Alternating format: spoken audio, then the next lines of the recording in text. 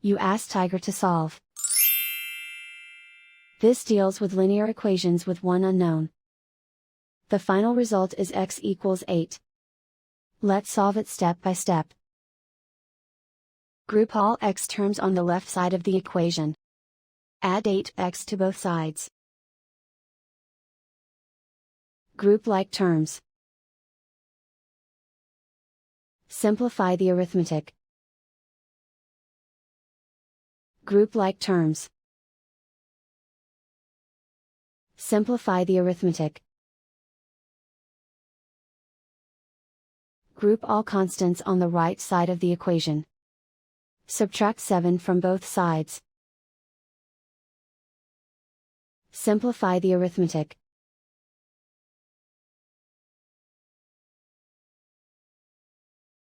Isolate the x.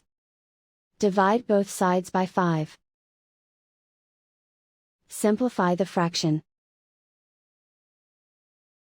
Find the greatest common factor of the numerator and denominator.